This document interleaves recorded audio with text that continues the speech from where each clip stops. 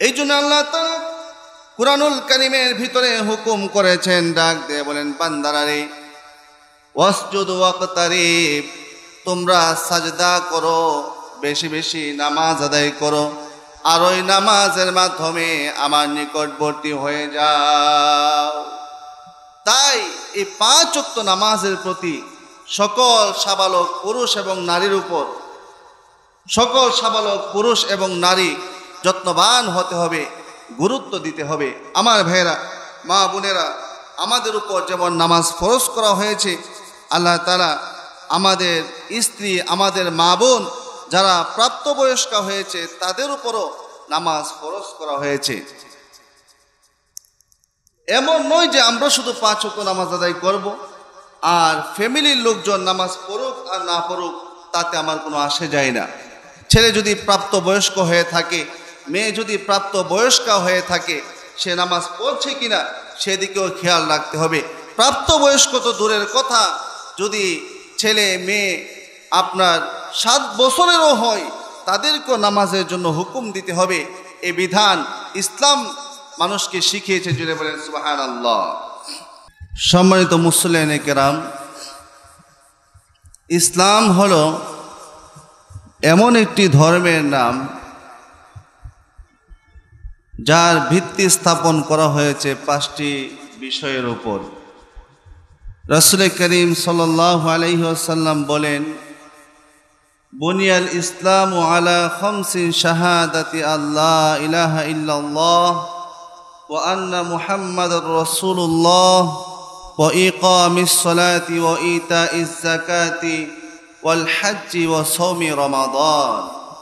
আল্লাহর রাসূল বলেন, ইসলাম হলো এমন এক ধর্ম যার ভিত্তি রাখা হয়েছে 5টি খুঁটির উপর। 1 নম্বর খুঁটি হলো এ কথার সাক্ষ্য দেয়া যে আল্লাহ তাআলা ছাড়া আর কোনো মাবুদ নাই। হযরত মুহাম্মদ মুস্তাফা সাল্লাল্লাহু আলাইহি ওয়াসাল্লাম আল্লাহ তাআলার বান্দা ও রাসূল।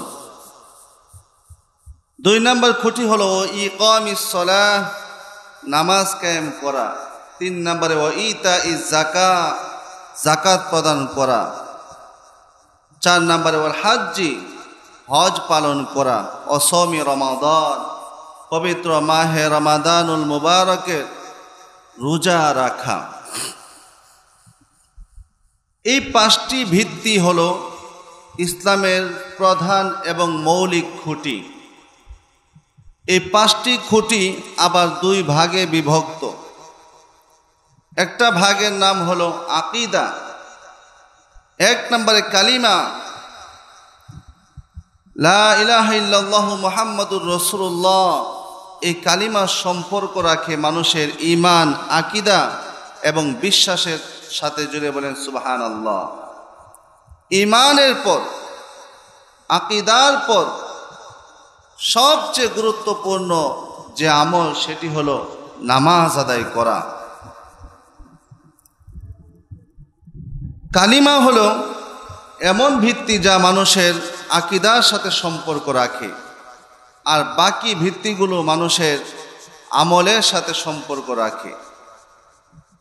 বাকি 4টি ভিত্তি থেকে একটি ভিত্তি বা খুঁটি হলো হজ পালন করা। হজ এমন এক ইবাদত আল্লাহ তাআলা সমাজের সব শ্রেণীর মানুষের উপর ফরজ করেননি। হজকে আল্লাহ তাআলা ফরজ করেছেন সমাজের বিশেষ শ্রেণীর ধনাঢ্যবানদের উপর, ধনী লোকদের উপর, যারা আমাদের দেশ থেকে বাইতুল্লাহ পর্যন্ত সমস্ত খরচ বহন করার সামর্থ্য রাখে। যাকাত এমন একটি ইবাদত যা সমাজের সকল শ্রেণীর মানুষের উপর সমান হারে ফরজ করা হয়নি, বরং বিশেষ এক শ্রেণীর ধনী লোকদের উপর ফরজ করা হয়েছে। তাও বছরে একবার আদায় করতে হয়। রোজা এমন এক ইবাদত যা সমস্ত সুস্থ, জ্ঞানবান, প্রাপ্তবয়স্ক পুরুষ এবং নারীর উপর ফরজ করা হয়েছে। কিন্তু ওই রোজা প্রত্যেক দিন আদায় করতে হয় না। বছরে কয় মাস আদায় করতে হয়? 1 মাস আদায় করতে হয়। তাহলে একজন মানুষ ধনী হলে বছরে জীবনে একবার হজ পালন করবে, বছরে একবার যাকাত প্রদান করবে, বছরে 1 মাস রোজা রাখবে। সকল প্রাপ্তবয়স্ক নারী ও পুরুষ একজন ঈমানদার যাকে আল্লাহ তাআলা সৃষ্টি করেছেন ইবাদত করার জন্য, তার দৈনিকের কাজ কি, দৈনিকের আমল কি? দৈনিকের আমল হলো 5 ওয়াক্ত নামাজ আদায় করা। জোরে বলেন সুবহানাল্লাহ। আমার ভাইয়েরা, নামাজের এত গুরুত্ব আল্লাহ রব্বুল আলামিন কুরআনুল কারীমের 80 থেকে প্রায় 82 জায়গায় সরাসরি মানুষকে নামাজের হুকুম করেছেন। রাসূল করিম সাল্লাল্লাহু আলাইহি ওয়াসাল্লাম ইরশাদ করেন, আস-সালাতু ইমাদুদ্দিন, নামাজ হলো ধর্মের খুঁটি। মান আকামাহা, যে ব্যক্তি নামাজ আদায় করবে, নামাজ প্রতিষ্ঠা করবে, ফাকাদ আকামাদ্দিন, সেজন্য পুরো ইসলাম ধর্মটাকেই প্রতিষ্ঠা করে ফেললো। জোরে বলেন সুবহানাল্লাহ। ওয়া মান তারাকাহা, আর যে ব্যক্তি নামাজ ছেড়ে দিল, নামাজের মতো গুরুত্বপূর্ণ ইবাদতকে নষ্ট করলো, ফাকাদ হাদামাদ্দিন, সেজন্য ইসলাম ধর্মটাকেই নষ্ট করে ফেললো। জুড়ে বলেন নাউজুবিল্লাহ। ইসলামে এমন কোন বিষয়, যে বিষয় সম্পর্কে মানুষ সবচেয়ে বেশি জানে আবার সবচেয়ে বেশি গাফেল থাকে, এই বিষয়টি হলো নামাজ। নামাজ এমন ইবাদত, এ বিষয় সম্পর্কে আমরা সবাই জানি, কমে বেশি সবাই জানে, কিন্তু এই বিষয় সম্পর্কে মানুষ সবচেয়ে বেশি গাফেল থাকে। আমার মুসলমান ভাইয়েরা, পৃথিবীতে আল্লাহ তাআলা মুসলমানদের উপর বিভিন্ন হুকুম আহকাম ফরজ করার জন্য হযরত জিবরাইল আলাইহিস সালামকে আমাদের নবীজির কাছে পাঠিয়েছেন, দুনিয়ায় প্রেরণ করেছেন। কিন্তু নামাজ এমন গুরুত্বপূর্ণ এক ইবাদত, যা ফরজ করার জন্য আল্লাহ তাআলা বিশ্বনবী আকে নামদার তাজদারে মদিনা আহমদ মুস্তফা জনাবে মুহাম্মদুর রাসূলুল্লাহ সাল্লাল্লাহু আলাইহি ওয়াসাল্লামকে আরশে আজিমে দাওয়াত করে নিয়ে মেহমান বানিয়েছিলেন। এক সাহাবী রাসূলকে প্রশ্ন করলেন, ইয়া রাসূলুল্লাহ, ইয়া হাবিবাল্লাহ, বান্দা কখন আল্লাহ তাআলার কাছাকাছি চলে যায়, বান্দা কখন আল্লাহ তাআলার নিকটবর্তী হয়? নবী করিম সাল্লাল্লাহু আলাইহি ওয়াসাল্লাম বলেন, বান্দা যখন আল্লাহকে সিজদা করে, নামাজের ভিতরে বান্দা যখন সিজদায় যায়, কোনো বান্দি যখন সিজদায় যায়, ওই বান্দির মাঝে কোনো পর্দা থাকে না। সুবহানাল্লাহ। তাহলে নামাজের গুরুত্ব কম না বেশি? অনেক বেশি, কিন্তু দুনিয়ার মানুষ তা বুঝতে পারে না। আমার ভাইয়েরা, এই জন্য আল্লাহ তাআলা কুরআনুল কারীমের ভিতরে হুকুম করেছেন, ডাক দিয়ে বলেন, বান্দারা রে, ওয়াসজুদ ওয়াকতারিব, তোমরা সাজদা করো, বেশি বেশি নামাজ আদায় করো, আর ওই নামাজের মাধ্যমে আমার নিকটবর্তী হয়ে যাও। তাই এই 5 ওয়াক্ত নামাজের প্রতি সকল সাবালক পুরুষ এবং নারীর উপর, সকল সাবালক পুরুষ এবং নারী যত্নবান হতে হবে, গুরুত্ব দিতে হবে। আমার ভাইয়েরা, মা বোনেরা, আমাদের উপর যেমন নামাজ ফরজ করা হয়েছে, আল্লাহ তাআলা আমাদের স্ত্রী, আমাদের মা বোন যারা প্রাপ্তবয়স্ক হয়েছে, তাদের উপরও নামাজ ফরজ করা হয়েছে। এমন নয় যে আমরা শুধু 5 ওয়াক্ত নামাজ আদায় করব, আর ফ্যামিলির লোকজন নামাজ পড়ুক আর না পড়ুক তাতে আমার কোনো আসে যায় না। ছেলে যদি প্রাপ্তবয়স্ক হয়ে থাকে, মেয়ে যদি প্রাপ্তবয়স্কা হয়ে থাকে, সে নামাজ পড়ছে কিনা সেদিকেও খেয়াল রাখতে হবে। প্রাপ্তবয়স্ক তো দূরের কথা, যদি ছেলে মেয়ে আপনার 7 বছরেরও হয়, তাদেরকেও নামাজের জন্য হুকুম দিতে হবে। এই বিধান ইসলাম মানুষকে শিখিয়েছে। জুড়ে বলেন সুবহানাল্লাহ। আপনাদেরকে হাদিসটি শুনিয়ে দিই। عن عمرو بن شعيب رضي الله تعالى عنه عن أبيه عن جده قال قال رسول الله صلى الله عليه وسلم মুরু আওলাদাকুম বিসসালাতি ওয়া হুম আবনাউ সাবঈ সিনিন ওয়াদরিবুহুম আলাইহা ওয়া হুম আবনাউ আশারা সিনিন। হযরত আমির ইবনে শুআইব রাদিয়াল্লাহু তাআলা আনহু থেকে বর্ণিত, তিনি বলেন, রাসূল করিম সাল্লাল্লাহু আলাইহি ওয়াসাল্লাম ইরশাদ করেছেন, হে আমার উম্মতেরা, তোমরা তোমাদের সন্তানদেরকে নামাজের হুকুম করো কখন? তাদের বয়স যখন 7 বছর হবে তখন। তুমি তোমার 7 বছরের ছেলেকে, 7 বছরের নাবালিকা মেয়েকে নামাজের হুকুম করো, নামাজের আদেশ দাও। ওয়াদরিবুহুম আলাইহা ওয়া হুম আবনাউ আশারা সিনিন।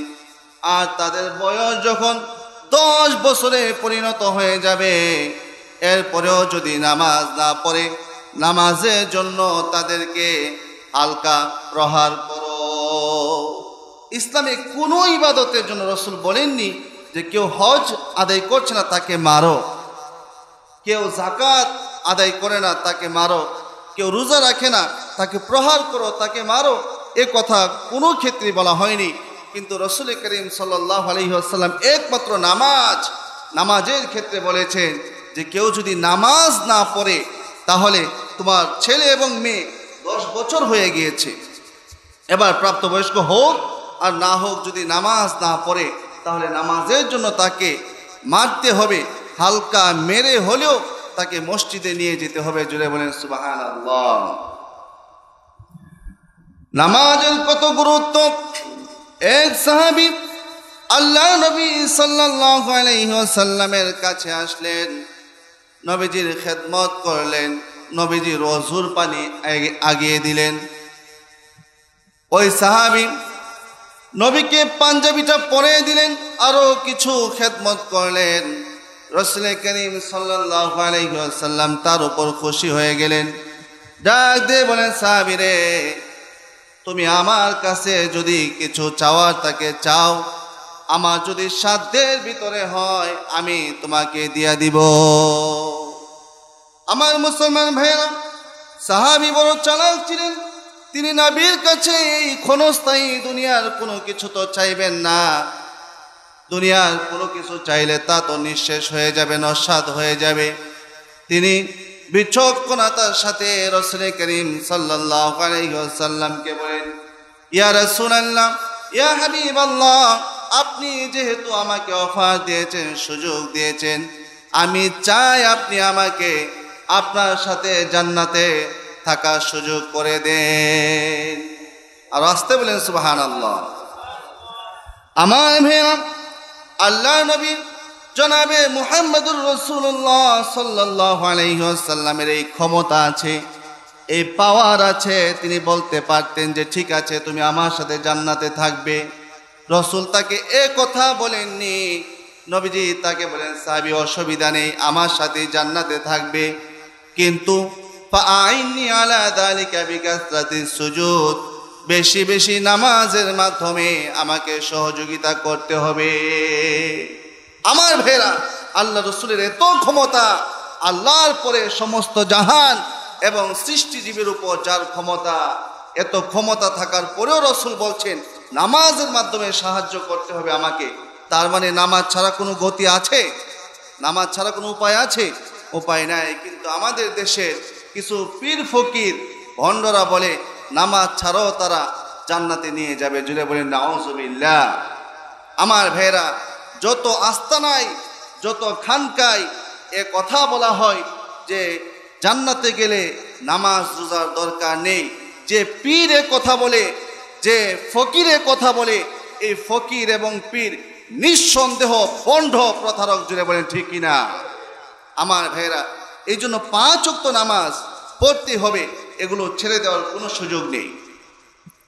নামাজের গুরুত্বের ব্যাপারে আপনাদেরকে আরেকটি হাদিস শোনাই। রাসূল করিম সাল্লাল্লাহু আলাইহি ওয়াসাল্লাম বলেছেন, ইন্না আউওয়ালা মা ইউহাসাবু বিহিল আবদু ইয়াওমাল কিয়ামাতি মিন আমালিহি সালাতুহু। আল্লাহর রাসূল বলেছেন, কাল কিয়ামতের ময়দানে বান্দাকে সর্বপ্রথম প্রশ্ন করা হবে, সর্বপ্রথম এই প্রশ্ন করা হবে না তুমি কি হজ করেছিলে কিনা, তুমি দুনিয়াতে যাকাত দিয়েছিলে কিনা, তুমি মা বাবার খেদমত করেছিলে কিনা, আমাদের নবীজি কি নূরের তৈরি নাকি মাটির তৈরি, এই বিষয়ে প্রথম প্রশ্ন করা হবে না। নবীজি বলেন কাল কিয়ামতের ময়দানে বান্দাকে সর্বপ্রথম প্রশ্ন করা হবে নামাজের ব্যাপারে। জুড়ে বলেন সুবহানাল্লাহ। ফাইন সলুহাত ফাকাদ আফলাহা ওয়া আনজাহা, যে ব্যক্তি নামাজের হিসাব দিতে গিয়ে সলুহাত সঠিক হিসাব দিতে পারবে, ফাকাদ আফলাহা ওয়া আনজাহা, সে কামিয়াব হয়ে যাবে, সফল কাম হয়ে যাবে। ওমান ফাসাদাত, আর যে ব্যক্তি নামাজের হিসাব সঠিকভাবে দিতে পারবে না, তার সকল আমলের হিসাব তার উপর কঠিন হয়ে যাবে। জুড়ে বলেন নাউজুবিল্লাহ। তাই নামাজের ক্ষেত্রে যত্নবান হতে হবে। নামাজ এমন ইবাদত, এই নামাজ মরণের সময়ও যদি হুঁশ থাকে ইশারার মাধ্যমেও আদায় করতে হয়। জুড়ে বলেন সুবহানাল্লাহ। আর এই নামাজ পড়ে লাভ কত, ফজিলত কত, ফজিলতের তো অভাবই নাই। আল্লাহ নবীর সাহাবী হযরত আবু হুরায়রা রাদিয়াল্লাহু তাআলা আনহু থেকে বর্ণিত, তিনি হাদিস বর্ণনা করে বলেন রাসূল করিম সাল্লাল্লাহু আলাইহি ওয়াসাল্লাম বলেছেন, আরাআইতুম লাউ আন্না নাহরান বিবাবি আহাদিকুম ইয়াগতাসিলু ফিহি কুল্লা ইয়াউমিন খামসান হাল ইয়াবকা মিন দারনিহি শাই'উন, ক্বালু লা ইয়াবকা মিন দারনিহি শাই'উন, ক্বালা ফাযালিকা মাসালুস সালাওয়াতিল খামস ইয়ামহুল্লাহু বিহিন্নাল খাতায়া। আল্লাহ নবী সাল্লাল্লাহু আলাইহি ওয়াসাল্লাম সাহাবীদেরকে বলেন, ও আমার সাহাবীরা, বলো তো তোমাদের বাড়ির কাছে, তোমাদের ঘরের দরজার নিকটে যদি একটি নহর হয়, আর কোনো মানুষ যদি দৈনিক 5 বার ওই নহরে গোসল করে, তার শরীরে কি কোনো ময়লা থাকতে পারে? ক্বালু লা ইয়াবকা মিন দারনিহি শাই'উন, নবীর সাহাবীরা বলেন, ইয়া রাসূলুল্লাহ, ইয়া হাবিবাল্লাহ, 5 বার গোসল দেওয়ার পরে তো কোনো ময়লা থাকতে পারে না। রাসূল করিম সাল্লাল্লাহু আলাইহি ওয়াসাল্লাম বলেন, ফাযালিকা মাসালুস সালাওয়াতিল খামস, এই হলো 5 ওয়াক্ত নামাজের দৃষ্টান্ত। যে ব্যক্তি 5 ওয়াক্ত নামাজ গুরুত্বের সাথে আদায় করবে, ওই নামাজ তাকে তার গুনাহ খাতাগুলো মিটিয়ে দিবে। জুড়ে বলেন সুবহানাল্লাহ। ইয়ামহুল্লাহু বিহিন্নাল খাতায়া, এই 5 ওয়াক্ত নামাজের দ্বারা, এই 5 ওয়াক্ত নামাজের মাধ্যমে আল্লাহ তাআলা গুনাহগুলো, পাপগুলো, অর্থাৎ সগীরা গুনাহ যদি কবিরা না হয়ে থাকে, আল্লাহ তাআলা মিটিয়ে দিবেন। সুবহানাল্লাহ। আমার ভাইরা, এই নামাজের ব্যাপারে হযরত আবু যর গফারি রাদিয়াল্লাহু তাআলা আনহু থেকে হাদিস বর্ণিত, তিনি বলেন, একবার শীতের সময়, শীতকাল চলে আসলো, রাসূল বাড়ি থেকে বের হলেন, বাগানে চলে গেলেন, গাছ থেকে পাতা ঝরছে। আল্লাহ রাসূল একটি ডালা ধরলেন, গাছের 2টি ঢাল তিনি ভাঙলেন, ভাঙার কারণে আরো বেশি করে পাতা ঝরতে লাগলো। আবু যর গফারি বলেন, নবীজি আমাকে ডাক দিল, বলল, আবু যর এখানে আসো। আমি বললাম, লাব্বাইক ইয়া রাসূলুল্লাহ, নবী আমি উপস্থিত আছি। আল্লাহ নবী সাল্লাল্লাহু আলাইহি ওয়াসাল্লাম ডাক দিয়ে বলেন, আবু যর রে, ও আবু যর, এই শীতকালে যেমন ভাবে গাছ থেকে পাতাগুলো ঝরে পড়ে যাচ্ছে, কোনো মুসলমান বান্দা যদি 5 ওয়াক্ত নামাজ আদায় করে, ওই 5 ওয়াক্ত নামাজের মাধ্যমে তার গুনাহগুলো এমন ভাবে ঝরে পড়ে যাবে। জুড়ে বলেন সুবহানাল্লাহ। হযরত আব্দুল ইবনে মাসউদ রাদিয়াল্লাহু তাআলা আনহু হাদিস বর্ণনা করেন যে এক সাহাবী, গ্রাম্য সাহাবী আবুল ইয়াসার রাদিয়াল্লাহু তাআলা আনহু, তিনি মদিনার বাজারে একটি দোকান খুললেন। কি খুললেন? দোকান খুললেন, খেজুরের দোকান। এক অপরিচিতা মহিলা আসলো, এসে বলল, ভাই আমি কিছু খেজুর কিনতাম, ভালো খেজুর আছে কিনা? তিনি বললেন যে একটু ঘরের ভিতরে আসেন। মহিলা ঘরের ভিতর চলে গেল। সাহাবী শয়তানের ধোকায় পড়ে গেলেন, মহিলার গালে একটা চুমা দিয়ে দিলেন। জোরে বলেন নাউজুবিল্লাহ। মহিলাটি ছিল অত্যন্ত ধার্মিক, ডাক দিয়ে বলল, ইয়া আব্দুল্লাহ ইত্তাকিল্লাহ, আল্লাহর বান্দা তুমি এটা কি করলে? ইত্তাকিল্লাহ, তুমি আল্লাহকে ভয় করো। একজন ইমানদার হয়ে, নবীর সাহাবী হয়ে কিভাবে এমন গুনাহ তুমি করতে পারো? আমার ভাইরা, মহিলা চলে গেল। সাহাবী অনুতপ্ত হলেন, লজ্জিত হলেন। এই ঘটনার জন্য তিনি লজ্জা পেলেন। নবী করিম সাল্লাল্লাহু আলাইহি ওয়াসাল্লামের দরবারে উপস্থিত হয়ে গেলেন। ডাক দিয়ে বলেন, ইয়া রাসূলুল্লাহ, ইয়া হাবিবাল্লাহ, এমন অপকর্ম আমি করে ফেলেছি, আপনি যে শাস্তি দেওয়ার দরকার এই শাস্তি আমাকে দিতে পারেন। জুড়ে বলেন সুবহানাল্লাহ। এই কথা শোনার পর আমরা সাহাবীর প্রতি কুধারণা করব এর কোনো সুযোগ নেই। আমার ভাইরা, যুগটা ছিল ইসলামের প্রথম যুগ। সাহাবীরা যে সোনার মানুষ, তাদের এই সমস্ত বিষয় দেখলেই বোঝা যায় একটু গুনাহ করেছে, সহ্য করতে পারে নাই। নবীজির দরবারে উপস্থিত হয়ে বলল, ইয়া রাসূলুল্লাহ, আমার দ্বারা গুনাহ হয়ে গিয়েছে, আমাকে মাফ করানোর ব্যবস্থা করে দিন। নবী করিম সাল্লাল্লাহু আলাইহি ওয়াসাল্লাম সাহাবীকে কিছু বললেন না। তিনি আল্লাহ তাআলার কাছ থেকে ওহী পাওয়ার আশা করতে লাগলেন। আল্লাহ তাআলা ওহী পাঠিয়ে ডাক দিয়ে বলেন, আকিমিস সালাতা তুরফাইন নাহারি ওয়া যুলফাম মিনাল লাইল ইন্নাল হাসানাতি ইউযহিবনাস সাইয়্যাত যালিকা যিকরা লিয-যাকিরিন। আল্লাহ রাব্বুল আলামিন বলেন, আমার বান্দারা রে, দিনে দুই অংশে তোমরা নামাজ আদায় করো। প্রথম অংশের নামাজ হলো ফজরের নামাজ, জোহরের নামাজ। দ্বিতীয় অংশের নামাজ হলো আসরের নামাজ এবং মাগরিবের নামাজ। ওয়াজুলাফা মিনাল লাইল, আর রাতের কিছু অংশের নামাজ হলো ইশারের নামাজ। এই 5 ওয়াক্ত নামাজ যদি তুমি আদায় করতে পারো, ইন্নাল হাসানাতি ইউযহিবনাস সাইয়্যাত, এই নামাজ নামক নেক আমল তোমার সগীরা গুনাহগুলো মিটিয়ে দিবেন। সুবহানাল্লাহ। আমাদের যত সগীরা গুনাহ হয় 5 ওয়াক্ত নামাজের দ্বারা আল্লাহ তাআলা মিটিয়ে দিবেন। ওয়াদা করেছেন কে? জুড়ে বলেন কে? আমরা সগীরা গুনাহ তো দূরের কথা, বড় বড় কবিরা গুনাহ প্রত্যেক দিন করছি, আর সগীরা গুনাহ করার পরে আমরা নামাজ পড়ছি না। আমার ভাইরা, শুধু নামাজ নয়, বান্দা যখন ওযু করে ওযুর সাথে সাথেও গুনাহগুলো ঝরে পড়ে যায়। জুড়ে বলেন সুবহানাল্লাহ। এই নামাজের গুরুত্ব আমাদের কাছে নেই। আমরা অবসর সময় আছে, আমাদের শরীর পাক আছে, তবুও আজান হয়ে যাওয়ার পর আমরা মসজিদে উপস্থিত হতে পারি না। অথচ সাহাবায়ে কেরামগণ কি করতেন? 5 ওয়াক্ত নামাজ তো পড়তেনই, আরও কত নফল নামাজ পড়তেন। রাসূল করিম সাল্লাল্লাহু আলাইহি ওয়াসাল্লাম 5 ওয়াক্ত নামাজ দাওয়াত ও তাবলীগ করার পরেও সারা রাত এত বেশি নামাজ পড়তেন, পা গুলো ফুলে যেত। জুড়ে বলেন সুবহানাল্লাহ। আসেন দুজন সাহাবীর ঘটনা শোনাই। একবার গজয়ে জাতুর রিকা যুদ্ধ থেকে ফেরার পথে নবী করিম সাল্লাল্লাহু আলাইহি ওয়াসাল্লাম যখন সন্ধ্যা হয়ে গেল, একটি পাহাড়ি উপত্যকায় আরোহণ করলেন। চিন্তা করলেন, রাতের বেলা যাত্রা করা নিরাপদ হবে না, আজকের রাতটা আমরা পাহাড়ের উপরেই কাটিয়ে দিব। এই সিদ্ধান্ত করে সাহাবীদেরকে নিয়ে পাহাড়ের উপরে উঠলেন। কিন্তু মনের মধ্যেই চিন্তা আসলো যে আমরা যে ঘুমিয়ে যাব, কাফেরদের সাথে তো যুদ্ধ করে এসেছি, যে কোনো সময় আক্রমণ করতে পারে। এই জন্য রাসূল 2 জন সাহাবীকে পাহাড়ে আদারি করার দায়িত্ব দিলেন। একজন হলেন হযরত আম্মার বিন ইয়াসির রাদিয়াল্লাহু তাআলা আনহু, আরেকজন হলেন হযরত আব্বাদ বিন বিশির রাদিয়াল্লাহু তাআলা আনহু। সাহাবীগণ পাহারাদারি শুরু করে দিলেন।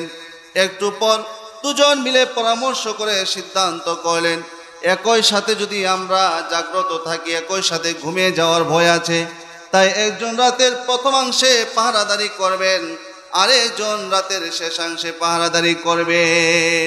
এই চিন্তা করে হযরত আম্মার বিন ইয়াসির রাদিয়াল্লাহু তাআলা আনহু ঘুমিয়ে গেলেন, আর হযরত আব্বাদ বিন বিশির রাদিয়াল্লাহু তাআলা আনহু পাহারাদারি শুরু করে দিলেন। সাহাবী লক্ষ্য করলেন, গাছের মধ্যে পাখিগুলো নিঃশব্দে বসে আছে। মনে হচ্ছে গাছের পাখপাখালি এবং গাছের ঢালগুলো আল্লাহ রাব্বুল আলামিনের তাসবিহ পাঠ করছে। জোরে বলেন সুবহানাল্লাহ। আল্লাহ তাআলা বলেন, কুল্লুন কদ আলিমা সলাতাহু ওয়া তাসবিহাহু। শুধু মানুষ না, 18,000 মাখলুকাত হোক আর 40,000 মাখলুকাত হোক, সবাই আল্লাহ পাকের নামাজ জানে, আল্লাহ পাকের তাসবিহ জানে। জোরে বলেন সুবহানাল্লাহ। সাহাবীর মনের মধ্যে এই কথা উদয় হলো যে আমি যে অবসর সময় বসে বসে পাহারাদারি করছি, আমার তো কোনো লাভ হচ্ছে না। এই সময়টা অবসর বসে না থেকে যদি আমি নামাজে দাঁড়িয়ে যাই কতই না ভালো হবে। সাহাবী হযরত আব্বাদ বিন বিশর রাদিয়াল্লাহু তাআলা আনহু তিনি চিন্তা করে নামাজে দাঁড়িয়ে গেলেন। ওইদিকে গজওয়ে জাতুর রিকা যুদ্ধ চলাকালীন সময়ে সাহাবায়ে কেরামগণ বিজয়ী হয়ে একজন ইহুদি মহিলাকে বন্দী করে নিয়ে এসেছিল। মহিলার স্বামী এইভাবে ওয়াদা করেছিল যে মুসলমানদের রক্ত না ঝরে আমি বাড়িতে যাব না। ওই বন্দী মহিলার স্বামী উট পেতে বসে রইল। আব্বাদ বিন বিশর রাদিয়াল্লাহু তাআলা আনহু পাহারাদারি করা অবস্থায় নামাজে দাঁড়ায় গেলেন। ওই কাফের আব্বাদ বিন বিশরকে দূর থেকে তীর মেরে দিল। হযরত আব্বাদ বিন বিশর রাদিয়াল্লাহু তাআলা আনহু নামাজ ছাড়লেন না।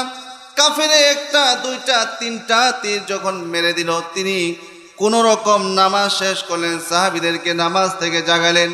আল্লাহ রাসূল সাল্লাল্লাহু আলাইহি ওয়াসাল্লামেরও ঘুম ভেঙে গেল। ডাক দিয়ে বলছে, আব্বাদ রে, প্রথম তীর যখন তোমার গায়ে এসে লেগেছিল তুমি আমাকে কেন ডাক দাও নাই? সাহাবী বলেন, ইয়া রাসূলুল্লাহ, ইয়া হাবিবাল্লাহ, আমি পাহারাদারি ছেড়ে নামাজ পড়ছিলাম। নামাজের ভিতরে সূরা কাহফ তেলাওয়াত করছিলাম, এত মজা পাচ্ছিলাম, মন চাচ্ছিল না নামাজ ছেড়ে দেই। একটা দুইটা তিনটা কেন শত শত তীর আসলো, নামাজ ছেড়ে দিতাম না। কিন্তু আমার মনের মধ্যে আসলো আমি আব্বাদ তো শহীদ হয়ে যাব, রাসূল করিম সাল্লাল্লাহু আলাইহি ওয়াসাল্লামের উপর আক্রমণ হওয়ার ভয় আছে। ওগো নবীজি, এই ভয় যদি আমার অন্তরের ভিতর না থাকতো, একটা দুইটা তিনটা কেন হাজার হাজার তীর এসেও যদি আমার বুকটা ছিদ্র করে কলিজাটাকে ঝাঁঝরাও করে দিত, আমি আব্বাদ কোনোদিন নামাজ ছেড়ে দিতাম না। জুড়ে বলেন আল্লাহু আকবার। আমার ভাইরা, যারা নামাজে মজা পেতেন, বিপদেও মজা পেতেন, সাহাবায়ে কেরামগণ বিপদেও নামাজ আদায় করতেন, আরাম এবং সচ্ছল অবস্থায়ও নামাজ আদায় করতেন। আর আমাদের নামাজের কোনো খবর নেই। খুতবার মধ্যে আমি আপনাদের সামনে সূরা আনকাবুতের ৪৫ নম্বর আয়াতে কারিমা তিলাওয়াত করেছি। আল্লাহ রাব্বুল আলামিন এই আয়াতের ভিতরে বলেন, উতলু মা উহিয়া ইলাইকা মিনাল কিতাবি ওয়া আকিমিস সালাহ ইন্নাস সালাতা তানহা আনিল ফাহশাই ওয়াল মুনকার ওয়ালা যিকরুল্লাহি আকবার ওয়াল্লাহু ইয়ালামু মা তাসনাউন। আল্লাহ রাব্বুল আলামিন আমাদের রাসূল মুহাম্মদুর রাসূলুল্লাহ সাল্লাল্লাহু আলাইহি ওয়াসাল্লামকে ডাক দিয়ে বলেন, নবীজি, আপনি কুরআনুল কারীম থেকে তেলাওয়াত করেন আর নামাজ কায়েম করেন। নিশ্চয় নামাজ মানুষকে অন্যায়, অশ্লীল এবং গর্হিত কাজ থেকে বাধা প্রদান করে। আমার ভাইয়েরা, প্রশ্ন হতে পারে, হুজুর, নামাজ যদি মানুষকে অন্যায় অশ্লীল কাজ থেকে বিরত রাখে, তাহলে দেখা যায় প্রথম কাতারের মুসল্লি ৫ ওয়াক্ত নামাজ পড়ে, দাড়ি আছে, টুপি আছে, ৫ ওয়াক্ত নামাজ পড়ে, নামাজ মিস করে না, গুরুত্বের সাথে নামাজ আদায় করে, এরপরেও সুদ খায়, ঘুষ খায়। বলেন ঠিক কিনা? এমন মুসল্লি আছে কিনা? ১ নম্বর সুদখোর, আবার ১ নম্বর নামাজি, ১ নম্বর ঘুষখোর, ১ নম্বর দুর্নীতিবাজ, আবার ১ নম্বর নামাজি, প্রথম কাতারে বসে ৫ ওয়াক্ত নামাজ আদায় করে। আমার ভাইরা, তাহলে নামাজ থাকে অন্যায় এবং অশ্লীল কাজ থেকে বাধা দিল না কেন? এই প্রশ্ন হয় কিনা? আল্লাহ নবী সাল্লাল্লাহু আলাইহি ওয়াসাল্লাম এই কথারও জবাব দিয়েছেন যে ব্যক্তি নামাজ আদায় করলো কিন্তু তার নামাজ যদি তাকে অন্যায়, অশ্লীল এবং বেহায়াপনা কাজ থেকে বাধা প্রদান না করে, বুঝতে হবে ফালা সালাতা লাহু, তার নামাজ আল্লাহ তাআলার দরবারে কবুল হচ্ছে না। বুঝা গেল, নামাজ আমাদেরকে অন্যায় অশ্লীল কাজ থেকে ফিরিয়ে রাখবে কখন? যদি নামাজ কবুল হয়। বলে হুজুর, নামাজ কবুল হয় কখন? আল্লাহ পাক বলেন, আকিমুস সালাহ, হে আমার বান্দারা, তোমরা নামাজ কায়েম করো। তাফসিরে এসেছে আকিমু আল ইকামাতু মাসদার থেকে এসেছে। ইকামত অর্থ হলো একটা জিনিসকে প্রতিষ্ঠা করা। একটা জিনিস যখন প্রতিষ্ঠিত হয়ে যায় কেমন হয়ে যায়, মাঠের মধ্যে যদি আপনি একটা বাঁশ একটা লাঠি দাঁড় করান, এটা যেমনভাবে সোজা হয়ে দাঁড়ায়, একটুও বাঁকা থাকবে না, একটুও তেরা থাকবে না, একদম সোজা হয়ে যখন দাঁড়ায় তখন জিনিসটা প্রতিষ্ঠিত হয়। তাহলে আমাদের নামাজ প্রতিষ্ঠিত হবে কখন? এক নম্বরে আমাদের অজু যখন ঠিকঠাক হবে, অজুর পরে নামাজের যত শর্ত শারায়েত ওয়াজিবাত ফরজ আরকানগুলো আছে, সুন্নতগুলো আছে, সবগুলো মেনে যখন আমরা নামাজ আদায় করব তখন আমাদের নামাজ প্রতিষ্ঠিত হবে। জুড়ে বলেন সুবহানাল্লাহ।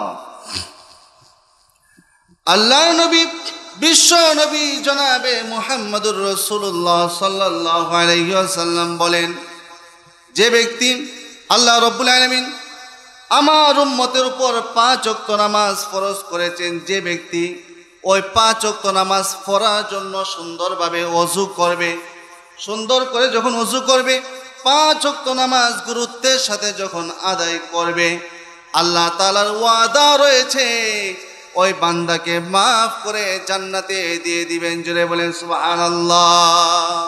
সুন্দর করে ওযু করে যখন কেউ 5 ওয়াক্ত নামাজ আদায় করে, ওই নামাজের বিনিময়ে আল্লাহ তাআলা বান্দাকে মাফ করে দিবেন, তাকে জান্নাত দিয়ে দিবেন। আর আমাদের নামাজ কেমন নামাজ? রাসূল এক হাদিসের মধ্যে বলেন যে কিছু মানুষ নামাজের মধ্যেও চুরি করে, নামাজের মধ্যেও কি করে? চুরি করে। সাহাবীরা প্রশ্ন করলো, ইয়া রাসূলুল্লাহ, চুরির সময় তো রাতের বেলা বাড়ি বাড়ি গিয়ে চুরি করবে, তাহলে মানুষ নামাজের মধ্যে কিভাবে চুরি করে? আল্লাহ নবী সাল্লাল্লাহু আলাইহি ওয়াসাল্লাম জবাবে বলেন, নামাজের মধ্যে চুরি করার অর্থ হলো সে নামাজের রুকু সেজদাগুলো ঠিকঠাক আদায় করবে না। আল্লাহ রাসূল বলেন, সে রুকুতে গিয়ে কোনো রকম উঠে যাবে আর সেজদায় গিয়ে মুরগির মতো ঠুকর মারবে। এই 5 ওয়াক্ত নামাজ এমন গুরুত্বপূর্ণ, এই নামাজ শুধু আমাদের উপর না, প্রত্যেকজন নবী রাসূলদের উপরে আল্লাহ রাব্বুল আলামিন কারো উপরে 2 ওয়াক্ত, কারো উপরে 3 ওয়াক্ত, কারো উপরে 1 ওয়াক্ত এইভাবে ফরজ করেছিলেন। সূরা মারিয়ামের ভিতরে, সূরা মারিয়ামের 55 নম্বর আয়াতে আল্লাহ রাব্বুল আলামিন বলেন, আমার নবী ইসমাঈল আলাইহিস সালাম নিজেও নামাজ পড়তেন, পরিবারকেও নামাজের হুকুম দিতেন। আল্লাহ রাব্বুল আলামিন বলেন, ওয়াযকুর ফিল কিতাবি ইসমাঈলা ইন্নাহু কানা সাদিকাল ওয়াদি ওয়া কানা রাসূলান নাবিয়্যা। আল্লাহ তাআলা বলেন, হে রাসূল, আপনি কোরআনের ভিতরে এই কথা পড়েন, আপনি আমার নবী ইসমাঈলের কথা স্মরণ করেন। সে ওয়াদা পূরণের ক্ষেত্রে ছিল সত্যবাদী, আমার রাসূল এবং নবী ছিল। ওয়া কানা ইয়া'মুরু আহলাহু বিস-সালাতি ওয়াজ-যাকাতি ওয়া কানা ইনদা রাব্বিহি মারদিয়্যা। আমার নবী ইসমাঈল সে নিজে নামাজ আদায় করত এবং পরিবার পরিজনদেরকে নামাজ এবং যাকাতের হুকুম দিত। আর নামাজ এবং যাকাত আদায়ের মাধ্যমে ইসমাঈল আমার কাছে পছন্দনীয় নবী ছিল। জুড়ে বলেন সুবহানাল্লাহ। আল্লাহ তাআলা সূরা তাহা 14 নম্বর আয়াতে মূসা আলাইহিস সালামের ব্যাপারে বলেন যে মূসা নবীরে আমি আল্লাহ নামাজের হুকুম দিয়েছিলাম। জুড়ে বলেন সুবহানাল্লাহ। আল্লাহ তাআলা বলেন, ইন্নানি আনাল্লাহ লা ইলাহা ইল্লা আনা ফা'বুদনি ওয়া আকিমিস সালাতা লিযিকরি। আল্লাহ তাআলা বলেন, মূসা রে, আমি হলাম আল্লাহ, আমি ছাড়া কোনো মাবুদ নেই। ফা'বুদনি, তুমি আমার ইবাদত করো। ওয়া আকিমিস সালাতা লিযিকরি, আর আমার স্মরণে তুমি নামাজ আদায় করো। হযরত ইসমাঈল আলাইহিস সালাম নামাজি ছিলেন। মূসা আলাইহিস সালামকে আল্লাহ তাআলা নামাজের হুকুম দিলেন। ইব্রাহিম আলাইহিস সালামও নামাজ পড়তেন আর আমাদের জন্য আল্লাহর কাছে দোয়া করতেন। জুড়ে বলেন সুবহানাল্লাহ। ইব্রাহিম সালাম কি দোয়া করতেন? আল্লাহ তাআলা পবিত্র কোরআনুল কারীমের ভিতরে দোয়াটি উল্লেখ করে দিয়েছেন। ইব্রাহিম সালাম বলতেন, রব্বি জাআলনি মুকিমাস সালাতি ওয়া মিন যুররিয়্যাতি রব্বানা ওয়া তাকাব্বাল দুআ। ইব্রাহিম ইসলাম বলতেন, রব্বি জাআলনি মুকিমাস সালাহ, ইয়া আল্লাহ তাআলা আপনি আমাকে নামাজ কায়েমকারী বানান এবং আমার পরিবারের লোকদেরকে, আমার পরিবার, আমার যত সন্তানাদি ভবিষ্যতে আসবে সকলকে আপনি নামাজি বানান। জুড়ে বলেন সুবহানাল্লাহ। আমাদের জাতির পিতাকে জুড়ে বলেন, আমাদের একজন জাতির পিতা তিনি হলেন হযরত ইব্রাহিম আলাইহিস সালাম। জুড়ে বলেন সুবহানাল্লাহ। এই কথা কে শিক্ষা দিয়েছেন? আল্লাহ রাব্বুল আলামিন কোরআনে শিখিয়েছেন যে আমাদের জাতির পিতাকে ইব্রাহিম আলাইহিস সালাম। আমাদের জাতির পিতা ইব্রাহিম আলাইহিস সালাম আমাদের জন্য দোয়া করেছেন রব্বুল আলামিন আমাকে এবং আমার যত উম্মত আসবে, আমার যত বংশধর আসবে সকলকে নামাজ আদায়কারী বানান। জুড়ে বলেন সুবহানাল্লাহ। এই নামাজ যেমন এর গুরুত্ব এসেছে, এটা না পড়লে, 5 ওয়াক্ত নামাজ না পড়লে এর পরিণতিও খারাপ এসেছে। হাদিসের মধ্যে এসেছে, রাসূল করিম সাল্লাল্লাহু আলাইহি ওয়াসাল্লাম বলেন, মান হাফাজা আলাইহা কানাত লাহু নূরান ওয়া বুরহানান ওয়া নাজাতান ইয়াউমাল কিয়ামা।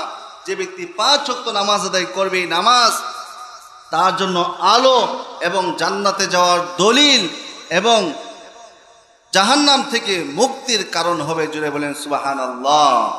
আমার ভাইরা, আল্লাহ রাব্বুল আলামিন আমাদের সকলকে 5 ওয়াক্ত নামাজ সঠিক সময়ে মসজিদে এসে আদায় করার তৌফিক দান করুক। সবাই বলেন আমিন। ওয়া আখিরু দাওয়ানা আনিল হামদুলিল্লাহি রাব্বিল আলামিন।